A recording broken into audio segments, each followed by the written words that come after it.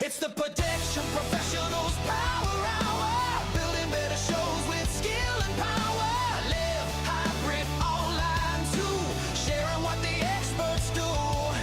Hardware, software, tested live. Helping every production thrive. Step inside, the future's now. Welcome to the Power Hour.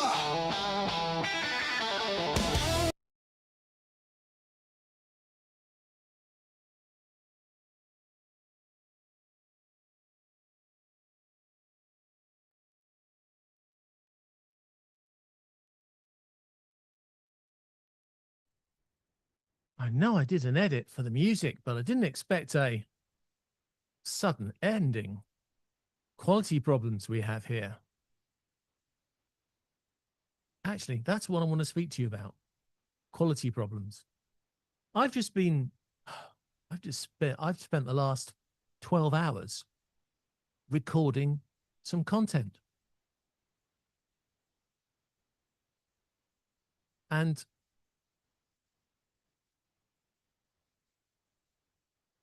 quality of compressed video,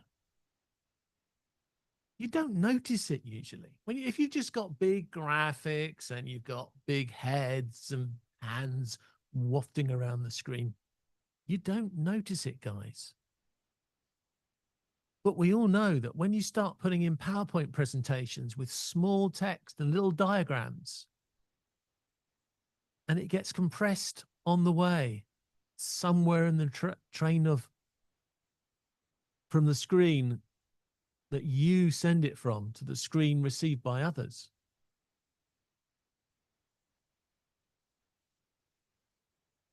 The quality can drop dramatically. And of course, we all know this happens, and it's been happening for ages. But of course, the difference is now parts of the industry are actually now making a change. Parts of the industry now are actually looking at this. And we were talking about a lot of this last week about video standards, but it really has come home to me this week how important this is and how we need to create an environment of quality, because that's the big difference between a production team and somebody who just throws together a webinar at 5 minutes notice. Now, Mike and I have tried both extremes, because you don't know what can break until you try and break it. And we're getting good at breaking stuff.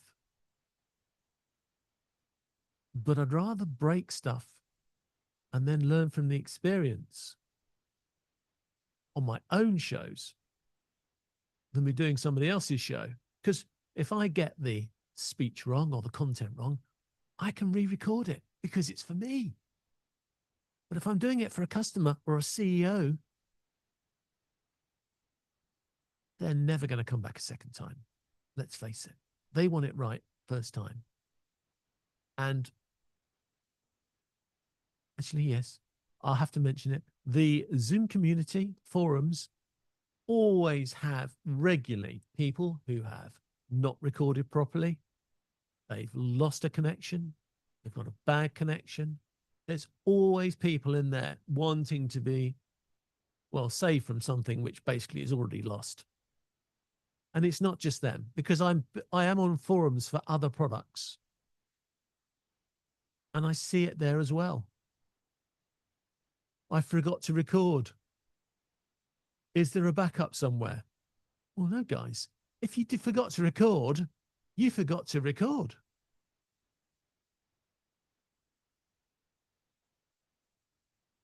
Where do we go? Well, we go to our usual stand-in, which is the WTF backup. You can't afford to just record in one place. You need to record everywhere.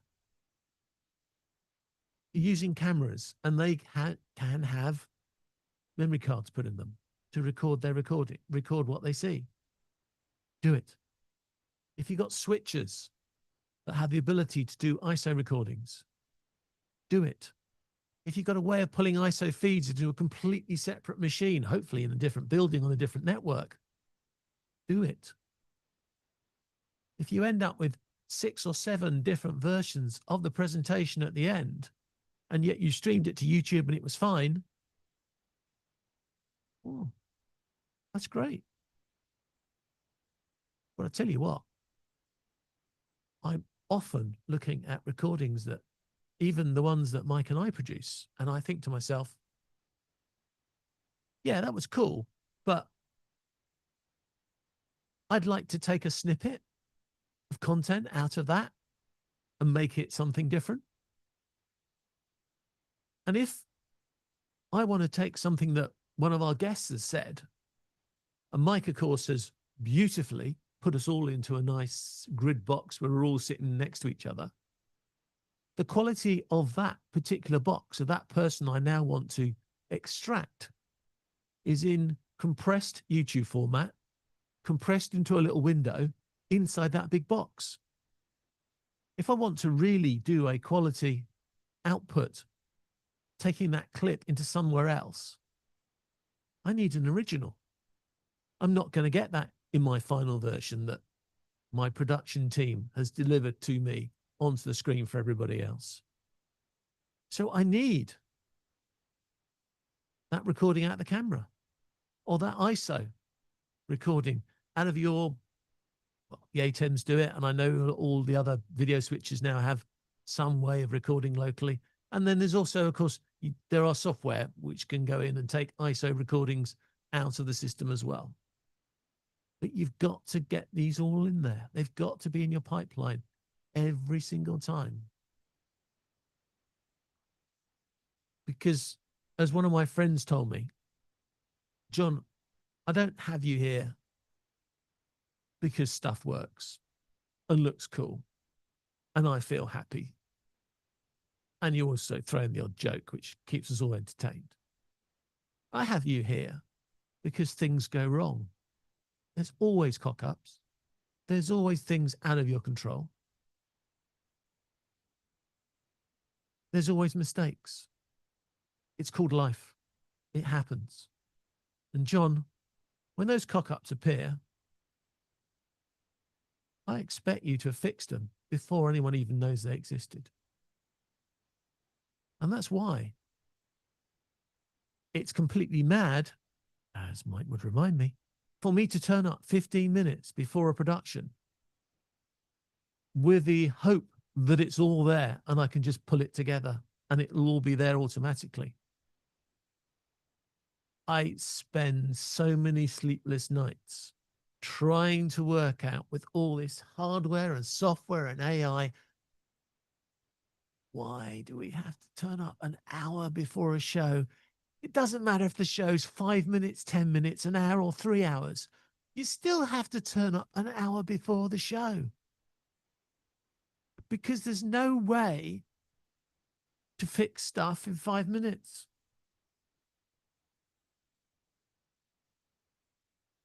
I'm hoping there will be one day, but at the moment there isn't. It's really hard. And all these apps that we use, we are streaming to 4 or 5 different places, which is great. But I can find no automation in that tool to be able to prepare stuff. I have to do it by hand every time. And it's really annoying. It's not only annoying, it's frustrating, because everything you do by hand can be ruined. So what's this big graphic of the UK on the slide to start?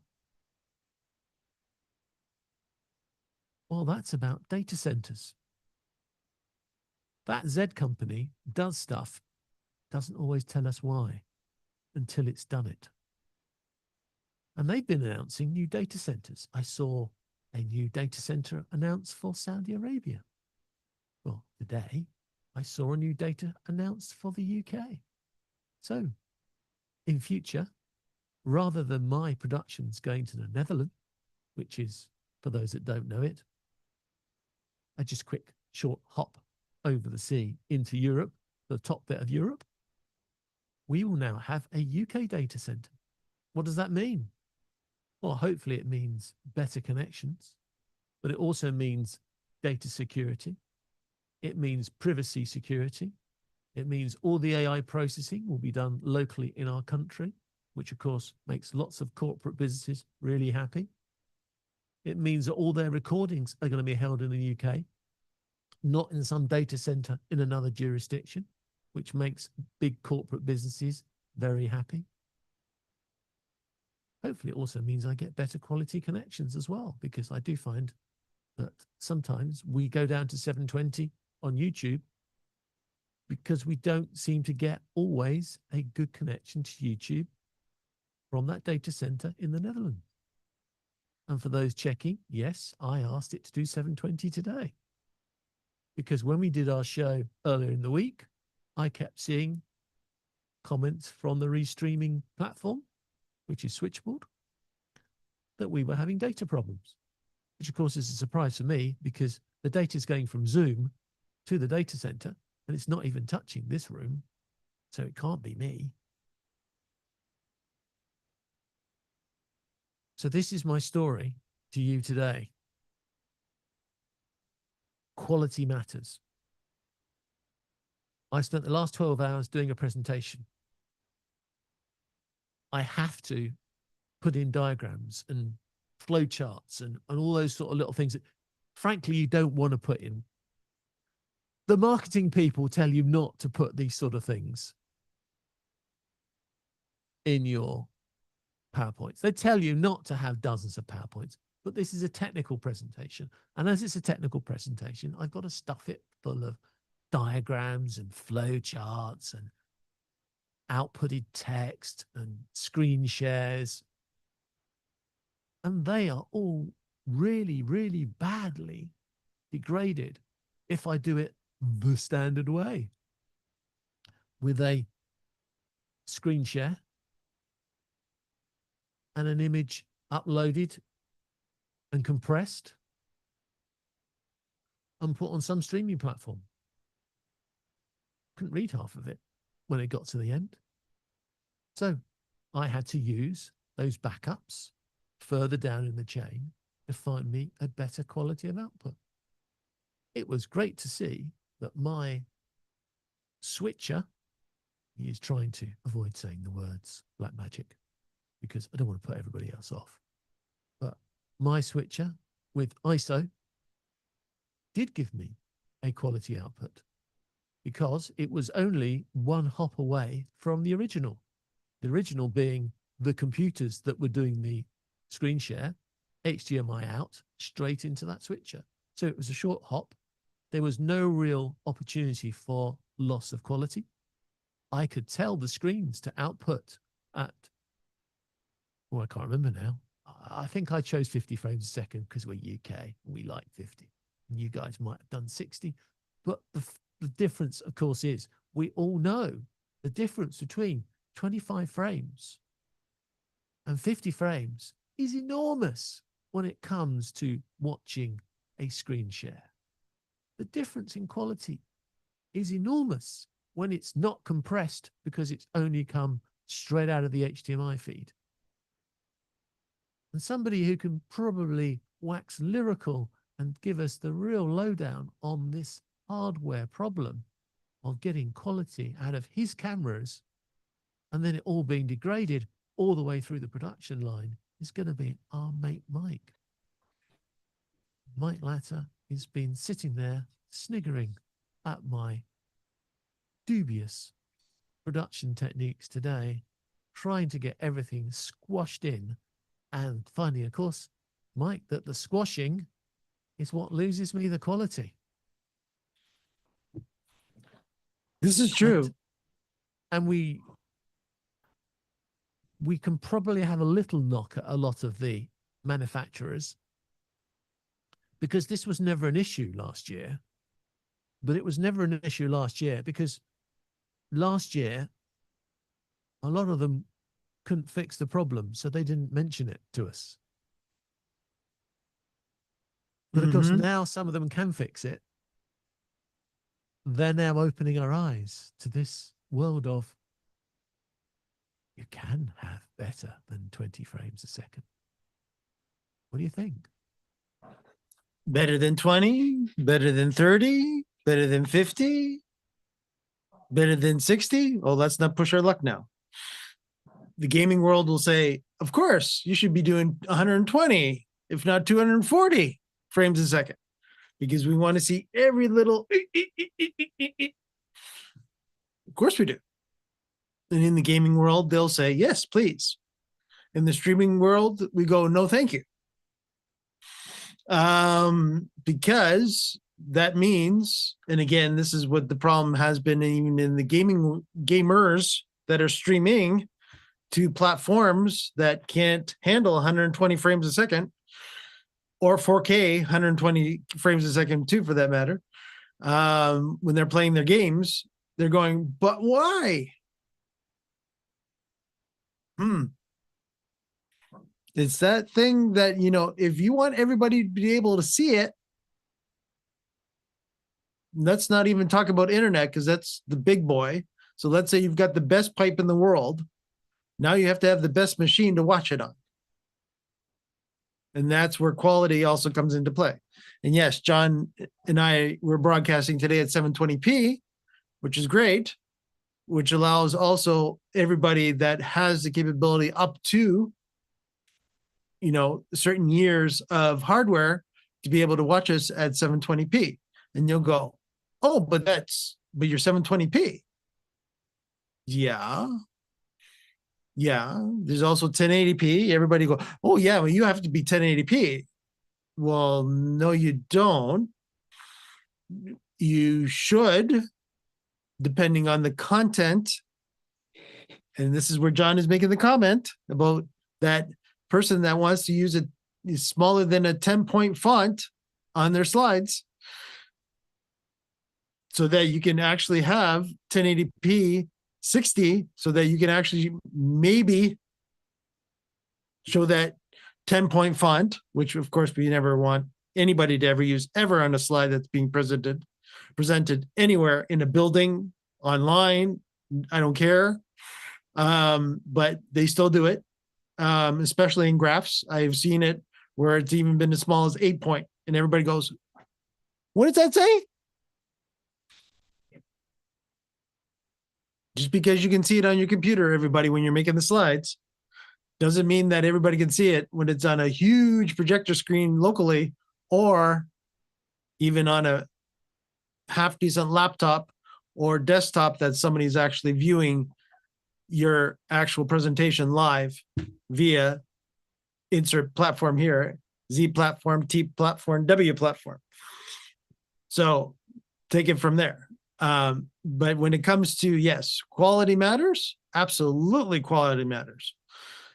Again, you have to make sure that the quality is good. And this is where John was getting into the camera situation, right from source. If you have a terrible quality source, it doesn't matter. It's going to be terrible all the way down. You can try and fix it as much as possible. But if somebody's only got a 720p webcam, but yet you're broadcasting at 1080p, you're going to force the 720p quality to try to, what we don't like doing, which affects quality, is upscaling. Right? We will be upscaling our 720 to 1080p because your production is 1080p. Now, should you've gone to the lower, in our case today, 720p, because your lowest common denominator of the webcam of that person that you're bringing in was 720p, should you've lowered everything down to 720p? If that person was that important, then probably you should have. Or you should have made sure ahead of time that that person that was joining you remotely, or in this case, let's take it that they were joining you remotely, has a 1080p source so that you can use it in your 1080p production. right? Because we don't want to, for the most part, change our frame rates or change our resolution rates, because you will always see the inferior quality. So if you're broadcasting even in 4K and the best cameras that you have are 1080p, there's no reason to be broadcasting in 4K. One ahead, John. component. That's all it takes, isn't it? Yes. On your whole production cycle, one component that's not providing the quality, and then it just kills it the rest of the flow. And makes it also noticeable too that they stick out like a sore thumb. You can tell that, you know, if everybody else has got 1080p and you bring that one person in that has 720p, you can tell.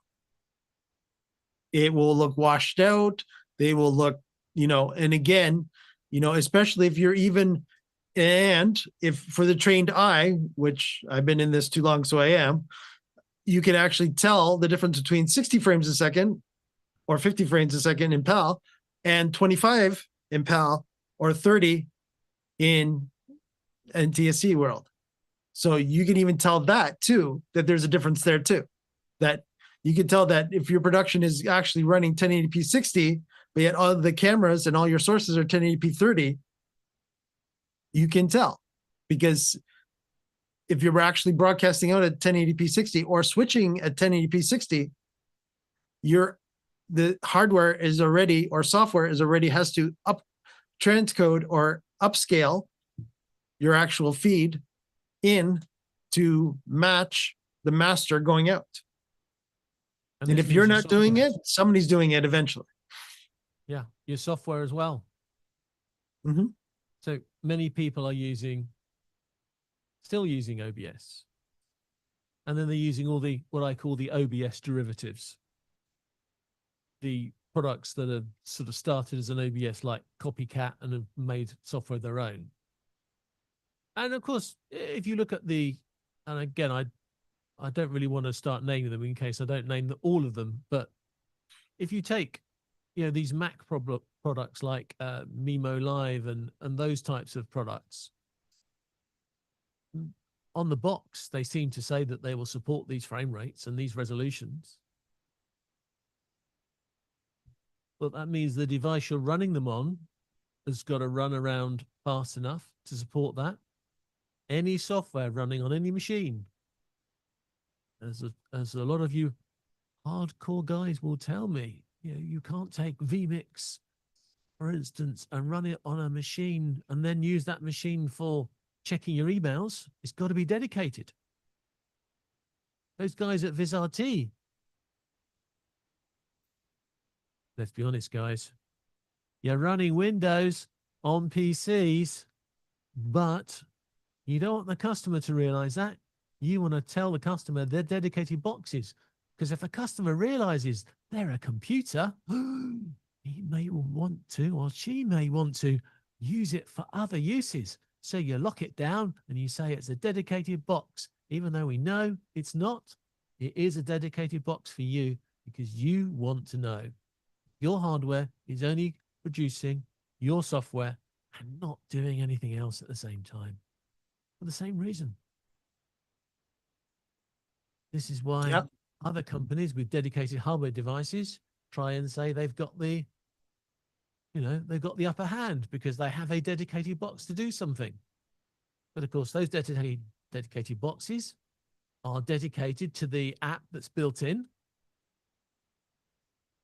And again, some of the lower end products, and they really go at 50 frames a second?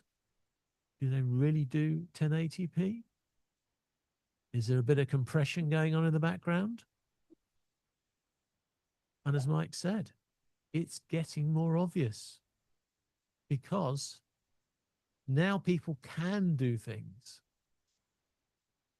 at a higher quality. The difference between the guys that did it in the high quality and the lower quality is growing. We have a great Zoomy friend who we kept saying for, I don't know how long we've been doing it, setting it to him, probably a couple of years, Mike, certainly more than months, probably a couple of years, telling him that if he's an expert in events, why has he got this really bad webcam? And of course, they then have these stupid backgrounds. They run it on a laptop with about as much power as my watch, and then wonder why their face goes all weird because the virtual background can't be processed quick enough. Mm-hmm. And these are guys who are supposed to be promoting products. And it's not just the Z people. I can't have a go at Blackmagic because he's always got his studio behind him when he shows off all his kit. But I have seen the VizRT guys with really, really poor quality video backgrounds, which blows my mind when they're trying to show off a video switcher, which is $20,000 or more just to purchase the equipment. I'm sorry, guys. I will criticize you because it doesn't make sense. If you're trying to persuade me to use your tool and you can't even look good yourself, go on in the comments, have a go at my background. I'm using a 1080 camera. I'm going through a Blackmagic 8M ISO, so I'm bringing the quality there. And this paint, it costs $70 a tin. It's not some sort of slap it on. It's proper hardcore, chalk based, I think it is. So it doesn't give the reflections. I went to a lot of time and expense to paint that wall to give me a proper background. Mike cheated, but he's cheated in a devious and clever way because he's using a proper photo style background. And we also don't know where he is because he has two studios and they both have the same dangling background. So he's consistent in his quality and he is well lit and he's central and he's producing that from his cameras.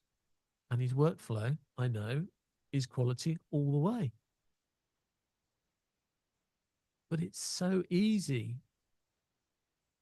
It's so easy to do a decent job. Honestly, it isn't impossible to produce quality. It's just a few things you need to check on. But it isn't impossible to do quality. And yes, maybe you consider that if you're going to live stream something, you're going to reduce the quality for the live stream because you want it to get out there reliably. You want people to see it and you know that live is acceptable. But that doesn't mean you can't then upload a new version of the presentation at a higher quality, even 4K if you've got the ability to do it.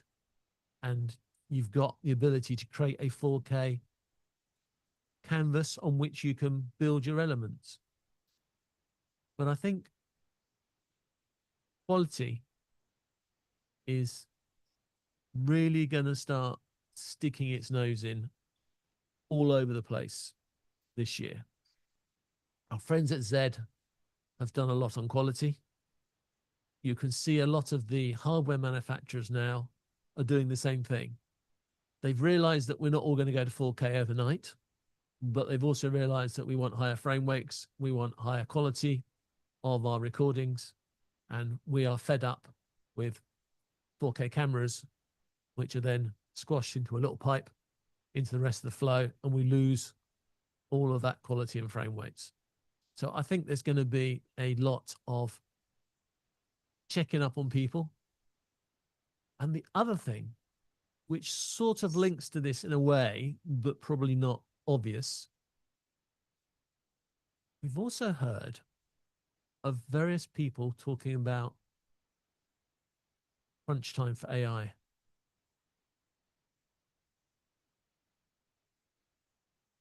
AI is now getting put on stock exchanges. They're all coming to cash in on their skills, although it's not their skills, is it? Our skills, let's face it. The AI is stupid. It's learned from the stuff we put out there. So it's our skills. But the AIs are all now starting to float on the stock exchanges all over the place. That means they will have shareholders They won't just have a few greedy founders to keep happy. They want to have shareholders that will expect revenue and return. That means AI has got to do something really weird. It's got to pay for itself. And if AI has to pay for itself, you know who's going to have to pay the bill for that. It's us, the AI users. That means the 20% of YouTube, which is currently AI video created slop, could have a cash flow crisis. And that is why I bring it up, because I believe that if it's crunch time for AI, that's going to mean that a lot of people that try to cheat with AI in production, they might suddenly find it becomes a very expensive process to do that. And that could mean, I think it will mean, suddenly people are not going to be so happy about this AI generated, now expensive AI generated slop. They're going to want to go back to having decent content. And we have the content because, as I said earlier, yes, I did think about this. This was planned. We're in a loop here. And although we may do a webinar or content for an event, for a customer, what happens after the event? We've got, because we've now planned for mistakes and data, we now have the ISOs of everything that happened at that event. We have all the camera feeds, not just the one that went live at the end. We have the whole thing.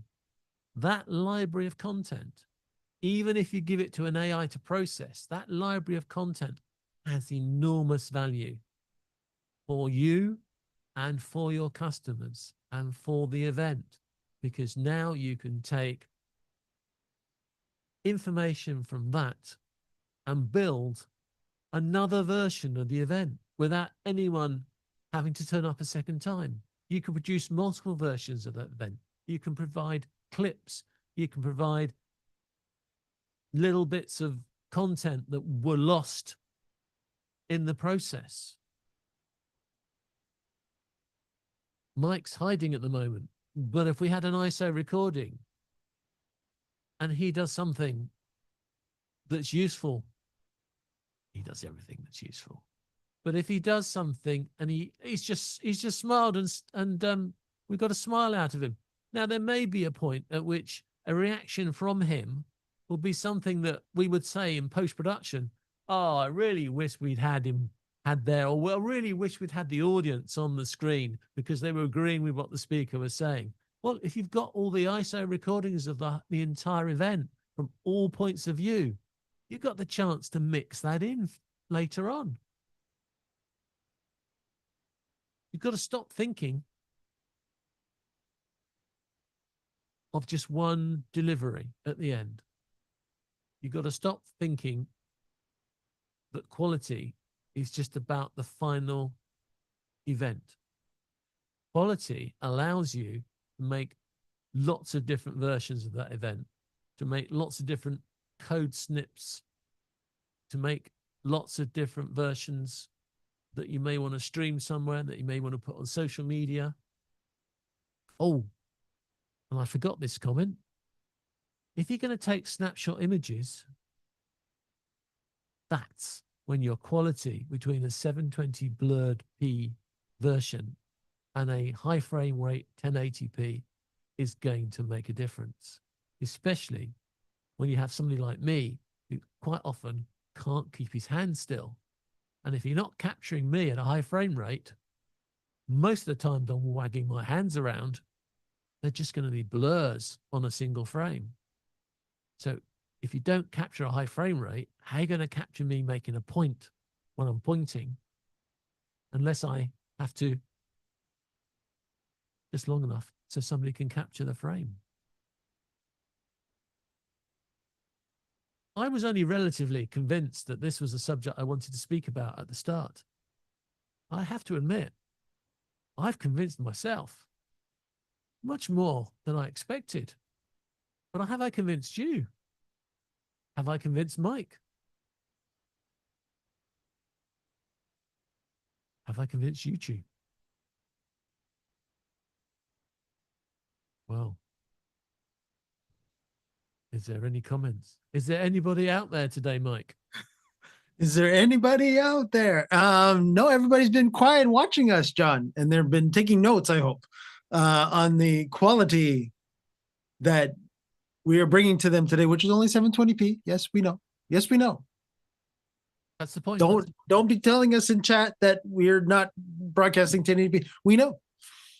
We did it on purpose. Again, John told you why. Is because of stability issues. And again, this is where you've got to take this also into consideration for all of us that are doing hybrids, or of all of us that are doing, yes, hybrids for sure, virtually 100%, but hybrids for sure, where you have to take into consideration that, you know, will I have bandwidth issues from that location? I have to maintain quality. Do I want to put up with bandwidth issues that are causing frames to drop? Is the client okay with that? We're going to assume no. So are we going to assume that we have to broadcast at 4K out of a pipe that can only handle 720p? Guess what? No, we're going to be broadcasting at 720p. Because it doesn't make any sense anymore, reliability and quality-wise, for you or any of us to broadcast something that you do not have enough bandwidth to do properly, right? So this is where quality also matters as well, is that if you cannot get all those frames out of that location where you're at, back to the service that you're using, insert the letters here, all the way from CDNs to W's to T's to Z's. If you do not have enough bandwidth from that location to handle the amount of content that you are sending out in whatever bit rate, yes, we're going to use that too. And again, if you cheap out on the bit rate of the frame rate of the resolution you're doing too, quality matters. This is why YouTube, since we are broadcasting on YouTube, will give us a range. They say, if you're doing X, so if you're doing 720p or 1080p or 4K, I don't have the numbers memorized, but let's just say that they always give you a range between, we really don't want you down here at the lower end of that range, bandwidth-wise. We really want you at the higher number of that range. They accept it, but guess what happens? The quality matters. And their quality, even though you're saying, oh, Mike, but I fit in sending a 1080p 60, but I'm at the low end. Yes, you're at the dangerous low end that YouTube is saying to you that we're okay still at 60 frames a second doing it at that lowest bit rate. But should you go underneath that bit rate? And guess what, gang? The constant bit rate situation doesn't exist anymore in streaming. So guess what? If you're set it at the lowest bit rate that YouTube is happy with, then you will start to fluctuate. So what does that mean? YouTube will become unhappy. So guess who else will be unhappy? Your viewers. And how does that affect everything? It all rolls down here, boys and girls. Quality. Because now you will start dropping frames because YouTube warned you that they don't want you at that one. We're okay with it, they say. But it really, because of the technology, you need to be at the shooting for the higher one so that you can fit in that range. If not, at least hit in the middle. Well, and Tony's actually got a Zoom related question, which we'll come back to momentarily, about enhanced media, which just brings a whole other wonderful thing into this too, John. But well, Tony, we'll get back to you momentarily. But yes, when it comes to bandwidth, bandwidth is key from the location. Bandwidth 100% will affect the quality that you're broadcasting out. So if you do not have enough bandwidth to handle that 1080p 30 or 60 reliably, there is no reason you should not go down to a 1080p 60 version of your stream, or 30 if you really have to go down to 32. But that, what that actually means then, that you haven't taken into consideration the location's bandwidth requirements, or making sure that you do have, and here's that important word, which I think I said last week, dedicated bandwidth, dedicated upload bandwidth from that location to that actual content delivery network of your choice. Be it again YouTube, be it again, insert all our different letters. And oh yes, I'm digging into it. You, Tony, are you now into enhanced media? We all are digging. Over to you, Johnny. Mike, it's not just YouTube. We have had some people commenting inside because they've joined us live in the Zoom audience. Right. So Erm's on here as well. She was apologizing that she didn't watch us on YouTube. We are happy for you to be in the audience here. That's the whole idea. We've only got 1,000 seats, but we're not going to fill those up too quickly yet. Although I'm really worried that what I'm going to do to go back to Zoom and say, excuse me, can I upgrade? But at the moment, we're okay for that. So yes, we need to talk about enhanced media. Well, enhanced media is basically Zoom saying, yeah, you know, we said you could have 1080. We didn't really give you proper 1080. We sort of compressed it a little bit to make it better for you. Yeah, we know that people now expect 50 to 60 frames a second. Yeah, we've not been giving that to you either. And most of the industry hasn't been doing it either. But it's okay. We can confess that we don't do that now, because we've now got the ability to do 50, 60 frames a second. We can do 1080p uncompressed. Oh, and yeah, when you save a recording locally, and again, I've come across this issue this day. Well, yeah, it was about 2 o'clock this morning. So this day I came across that problem. I thought, okay, some of my quality is waning, so I will record locally on my PC. And what happens when I record locally on my PC? The recording gets compressed and I can't read it properly. So Zoom come along with enhanced media, and they've come along with a new enhanced media recording as well, so that you can now pay them a little bit more and they will save your recording at the higher quality.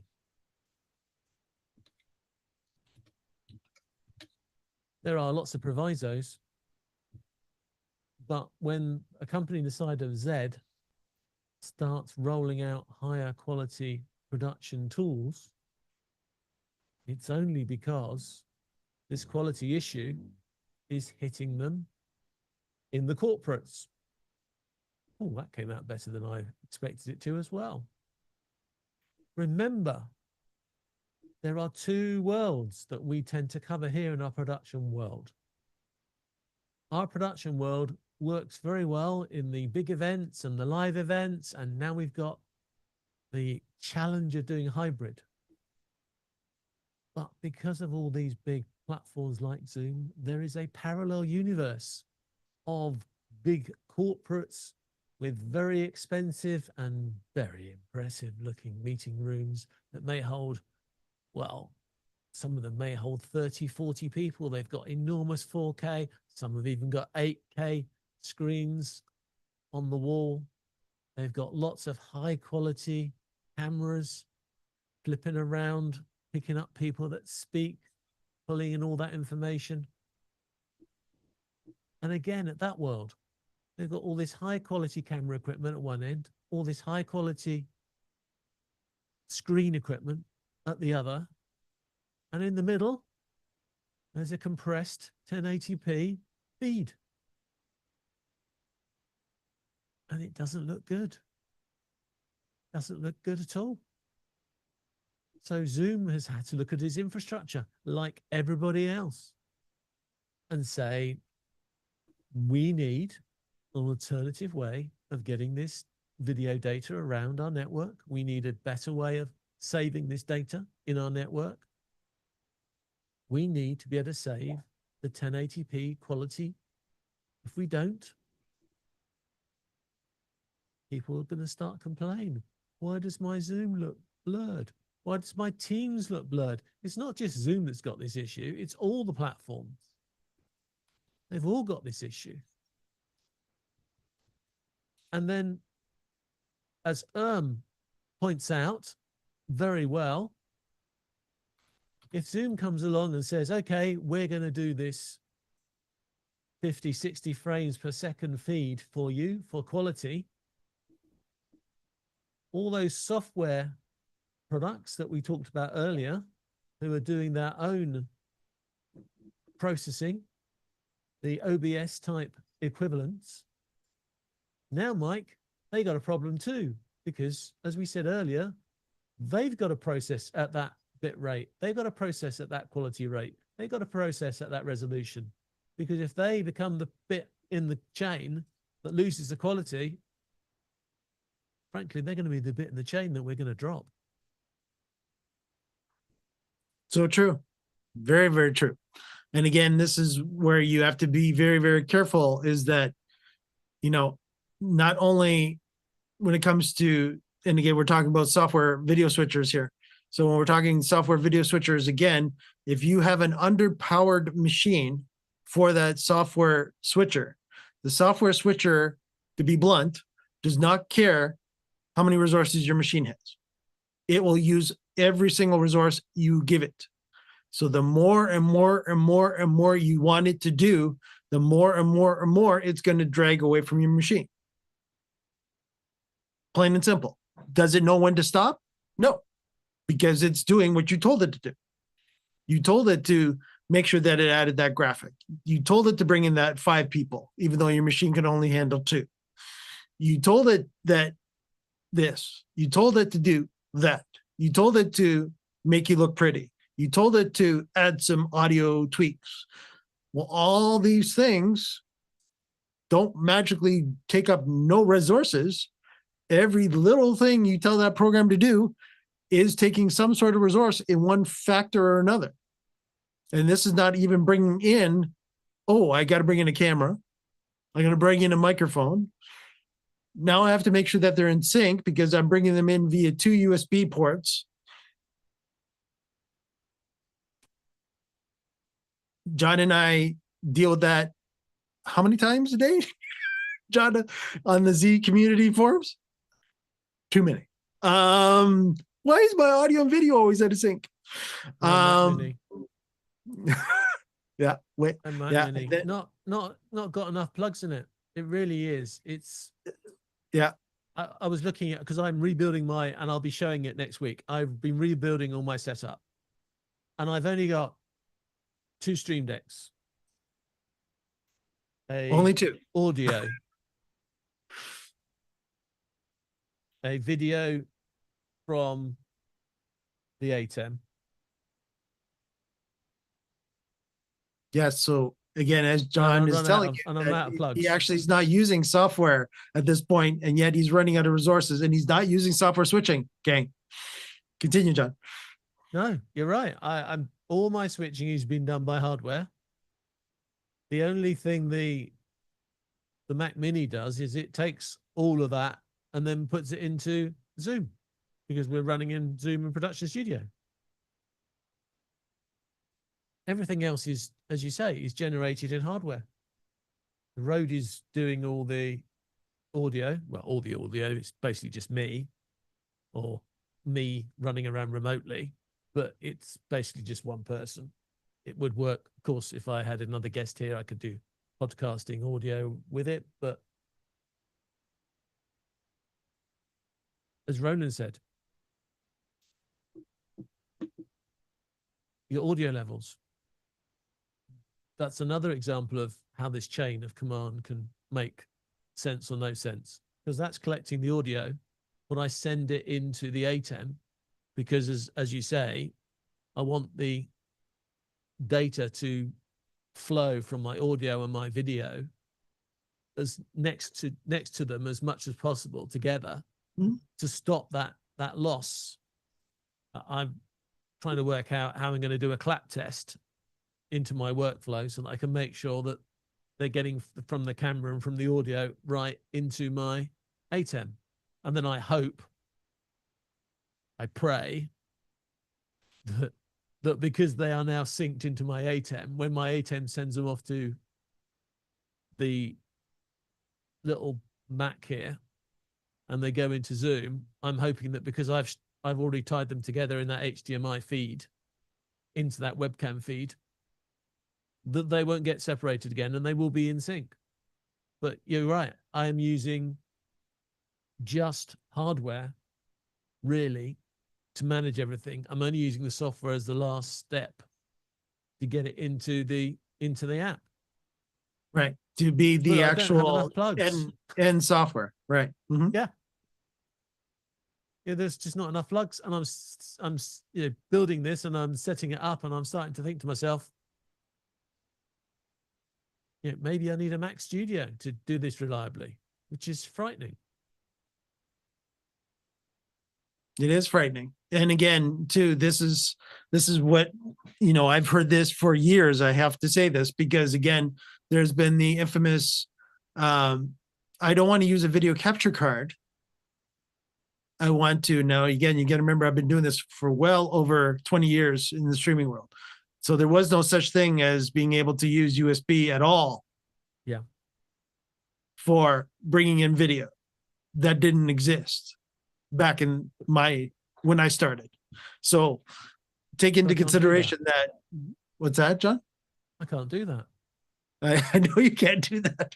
I can't do that. And do you know why I can't do that, guys? Because if you're going to do that, you need a video card and you need a video capture card. And it turns out that a lot of the motherboards that we're running don't have that 16-bit bus connector or two devices far enough away that the fat graphics card isn't squashing the capture card. So if I do want to do that, whether I do it on my last machine or my previous machine, I need a new motherboard. Mm-hmm. Yeah, we had this conversation earlier this week, if not last week, John, where John wanted to actually add a Blackmagic quad to his vMix machine. And I said, well, you can, but, and this is where this conversation went along, going, have you got the slot for it? And he's like, no. And everybody knows how expensive everything is nowadays when it comes to PC parts and such. So it's like, no. What kind of slot have you got? Well, I've got, I think this. And go ahead, Johnny. Yeah. Oh. You need, if you are going to do quality video in and out, then you need a quality connection. Now, you may be able to save yourself with a Thunderbolt because that is a decent connector. But again,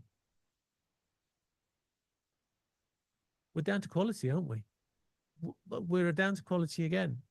I do all of this and I'm sending it in via a webcam USB feed. So I've got to make sure that my little Mac Mini is running that USB connector at full speed. So it doesn't delay, doesn't interfere, doesn't get knocked over by whatever else is going on. So it's sharing its connection with the Stream Deck. because I assume the Stream Deck's not going to use much data, and between the two, that will work. Yeah. But it's a Yeah. rabbit hole, isn't it? You just It- the deeper it you is. get into this. Yeah, it is. Now, I'll give you some quick examples of in the vMix world from a decade ago, if not a little further. When I was fully involved with vMix, we used to hear all the time, well, I want to be able to plug in multiple USB cameras into my laptop or desktop and bring those in as video sources. Great. But I noticed when I plug in more than one USB webcam into two different USB ports, that one of the two starts fighting with each other. And it's like, because they're both going back to one USB chip. And that one USB chip only has so much brain. So guess what, gang? Ta-da! One of the two is going to fall. So this is where you would have to actually, on the PC side, the only way to really get around that properly on the PC side was actually to buy a dedicated, instead of buying a dedicated capture card, which made more sense to me, but other people wanted to stick with the USB.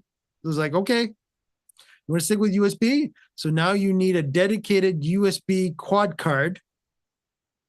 And make sure when you get that one, it doesn't have only one USB CPU on it, but it actually has 4 dedicated USB CPUs on it, so that you do not have to worry about which camera that you just plugged in out of that 4 ports is being actually taken care of by the one processor before it actually gets into the chain. And that was another way of getting around plugging in USB cameras into getting it to work nicely in a very high-end, either desktop or laptop, but you had to pay another $200 to get a USB PCI-based card that had 4 USB processors on it, for one for each port. And if you didn't do that, well, you just ran into the same situation again of plugging the 4 cameras in, and it only has one processor on it, USB bus, one USB processor on it, and it's going to be the same situation. You just took it away from the motherboard and you put it onto the card. Now you still have the same problem. And again, when people use laptops, this is also the same thing. Is that, okay, how many actual USB buses or USB processors does laptops have? And it's the same with the Mac as well. And this is where it all comes down to being dangerous when it comes to USB. And it's like, oh yeah, I'm going to plug my camera into the USB hub, and then I'm going to plug that USB hub into my Mac Mini. Guess what? Now everything that USB hub is handling now all goes down that one port into that Mac Mini. So if your bandwidth, so let's say you plugged in 2 cameras into that USB hub because you have 2 USB ports on it, you just ran into the same situation again, boys and girls, because that USB hub has only one USB bus on it, because it only can send down one USB cord into the machine. Yeah. So again, it's all about bandwidth. Not only is it video and audio bandwidth, which we've been talking a lot about today, making sure that you have enough bandwidth from the venue, but you also have to have enough bandwidth to bring it into that source, especially for those that are using video software switchers. There we go. Video switchers that are software based. We'll say it that way as well, because now you could actually be bottlenecking your machine before it actually comes into the software itself, could be bottlenecking it as well. And you'll go, I don't know why the quality in my video switching software is so terrible. That's what. Yeah. And John has offloaded that to his ATEM and said, ATEM, you take care of all the video and audio garbage that I'm feeding you, and you make it nice and clean for me so that I can plug it into my Mac Mini and have it come out nice and clear, just like Zoom wants. And out we go today. Yeah. And And- Tony actually has an interesting comment here too. John, he says, I've mostly been a PC guy. We love you, Tony. And he's, but, here comes the but. And I've heard many of these people that do this but, and I believe they're one of those people who's joining us via webinar, and he might be from Jamaica. But I saw the writing on the wall with how Zoom develops for Mac. I broke down and now have a Mac Studio. It's crazy good for Zoom. And here's the interesting reasoning that he obviously went this route. Wait for it, especially the liminal apps. Yes. Yes. Well, that is somewhere I'm not going to go because it will take us another half an hour or more to go on that. And all those people who don't like Zoom are going to say, we don't care anyhow. But it is interesting. I have one final curveball to leave you with before we close.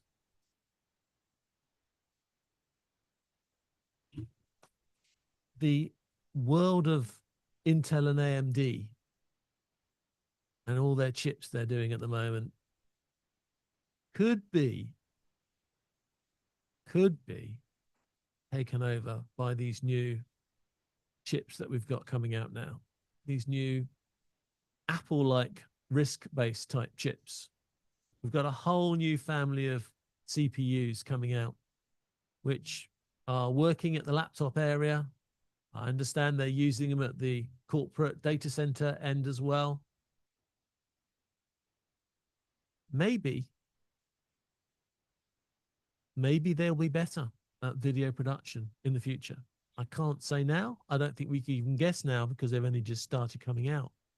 But a whole new flavor of technology could be coming to the PC world. It could make our lives easier. It could make our lives harder.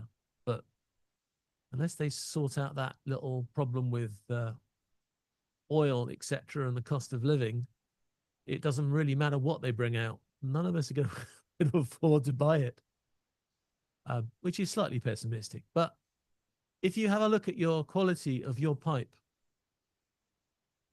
I think actually the bright side is if you know your pipe and you know your process, it's going to be a lot easier to show a customer how you can bring a higher quality production to their event than if they try and do it themselves.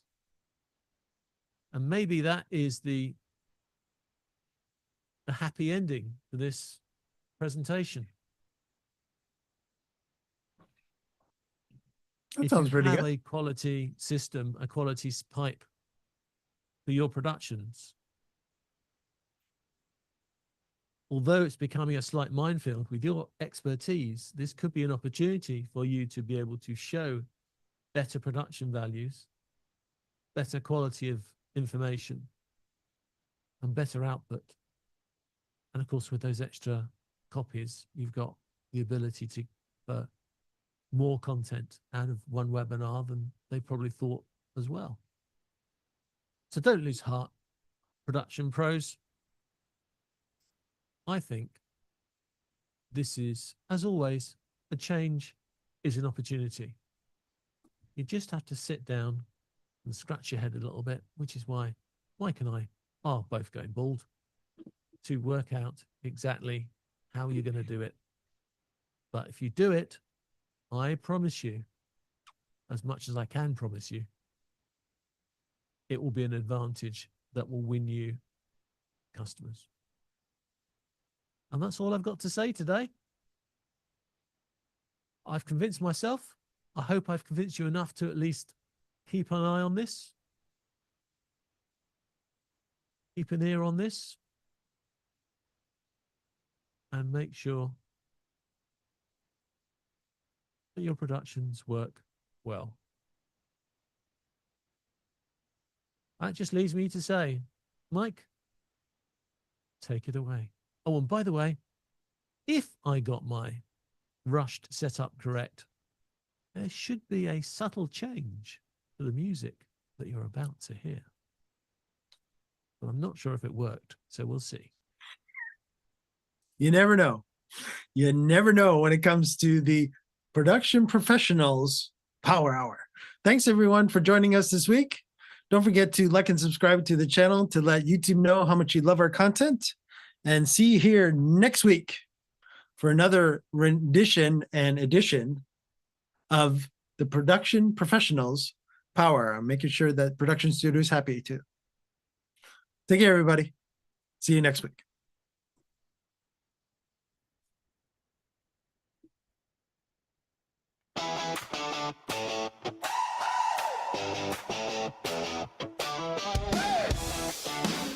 Come on, yeah. Lights go up and the cameras roll. Voices clear and we're in control. Screens are live and the signals flow. Welcome to the place where the pros all go. Talking gear and the tools we trust. What works well and what gathers dust. From the studio floor to the online stage, we bring the knowledge page by page. Live or hybrid, in room or remote. Every shot and every note. Better system, sharper sound. This is where the best is found. It's the Production Professionals Power Hour. Building better shows with skill and power. Live hybrid online too. Sharing what the experts do. Hardware, software, tested live. Helping every production thrive. Step inside the futures now. Welcome to the Power Hour.